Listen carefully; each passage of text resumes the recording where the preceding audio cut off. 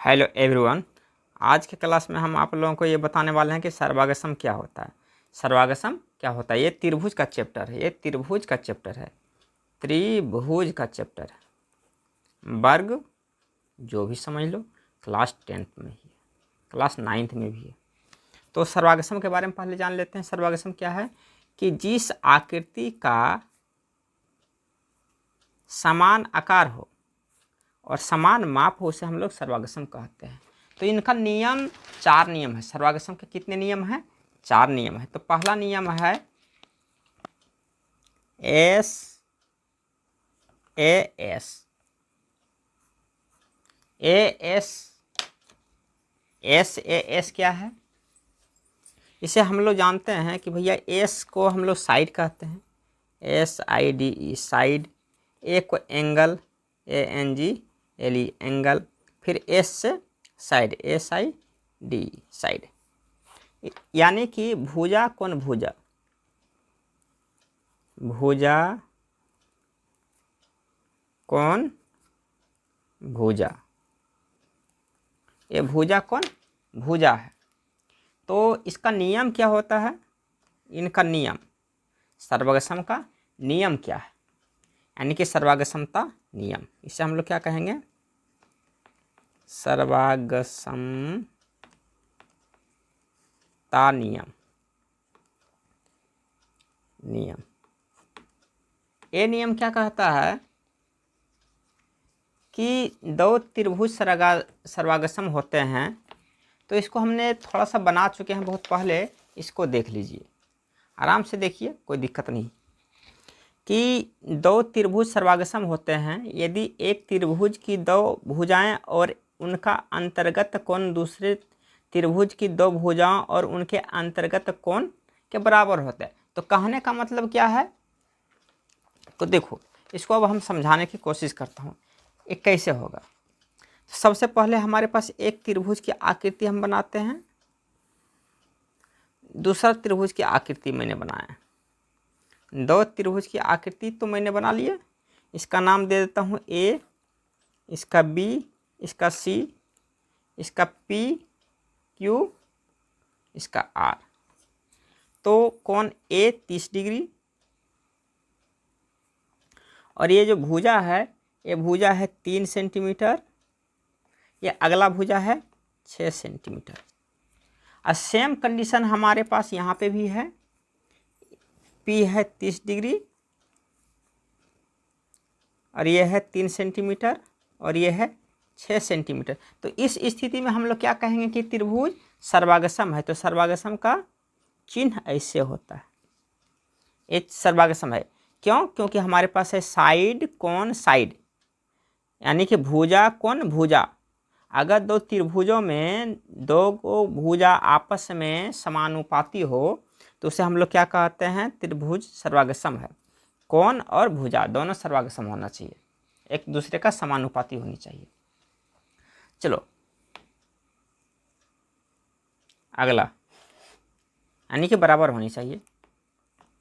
अब दूसरा क्या है? ASA। ASA क्या है? इसको भी थोड़ा सा देख लीजिए, आराम से देखिए, कोई दिक्कत नहीं। कि ASA सर्वागसमता नियम क्या कहता है कि दो त्रिभुज, यानी कि ये दो जो त्रिभुज है सर्वागसम होते हैं यदि एक त्रिभुज के दो कोण और उनके अंतर्गत भुजा दूसरे त्रिभुज के दो कोणों और उनकी अंतर्गत भुजा के बराबर है। तो कहने का मतलब क्या है कि जो SAS है ना, SAS का मतलब angle, ANGLE angle side angle. ये क्या कहता है? इसका वैल्यू होता है कि जब हमारे पास कोण है ना, सॉरी त्रिभुज, एक त्रिभुज हम यहाँ पे भी बना लेता हूँ, एक त्रिभुज हम यहाँ पे भी बना लेते हैं।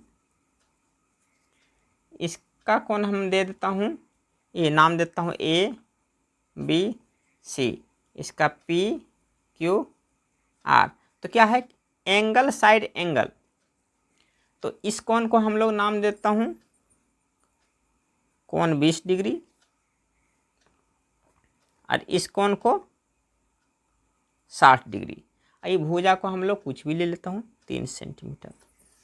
तो अब हमारे पास ये स्थिति आ गई कि इसमें भी हम लोग वही देखें कि 20 डिग्री है, 60 डिग्री है और 3 सेंटीमीटर। तो इसमें हम लोग क्या देखें अभी कि कोण भुजा कोण, तो इसका भी कोण भुजा कोण आपस में सब क्या है, बराबर है। जब बराबर हो गया है तो ये सर्वागसम होंगे। सर्वागसम का चिन्ह ऐसे होता है।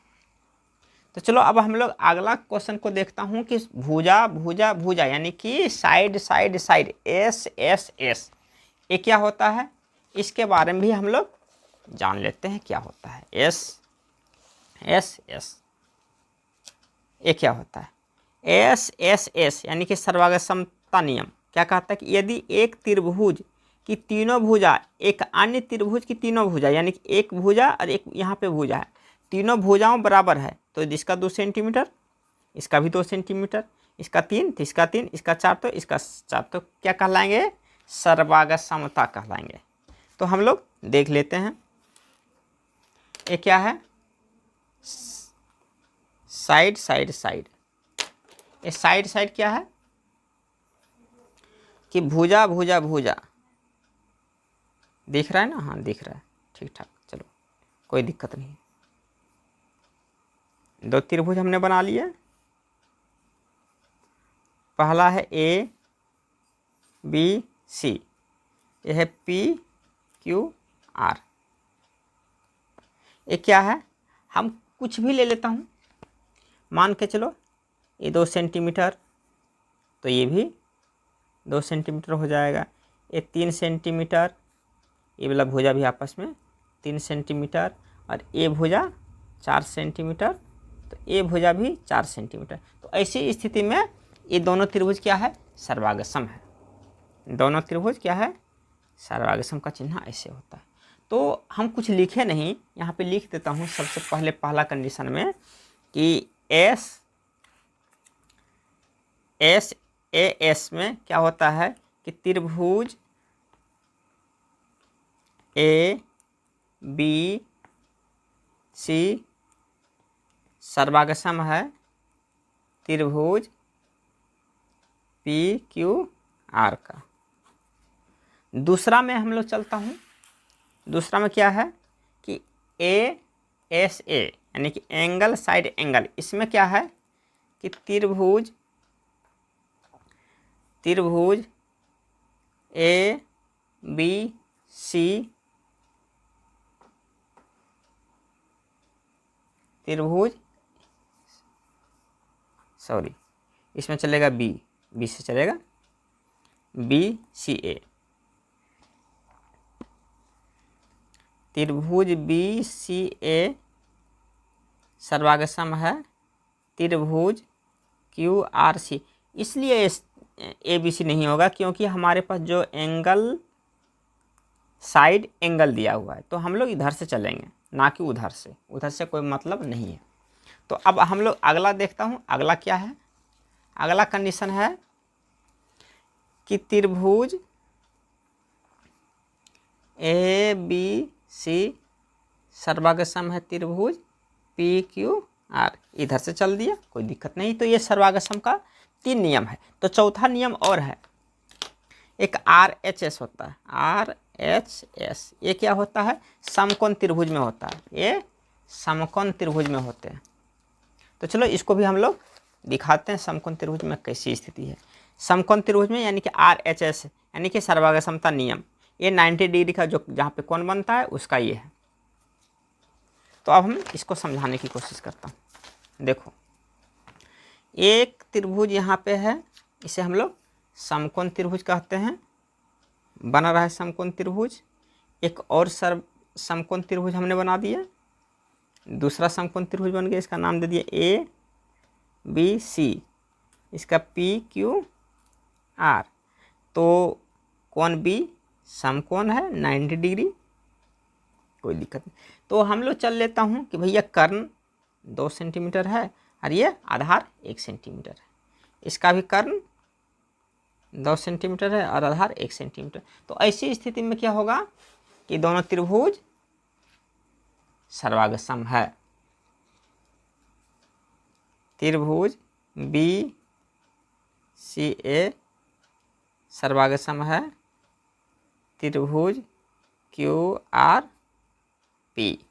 ये रहा।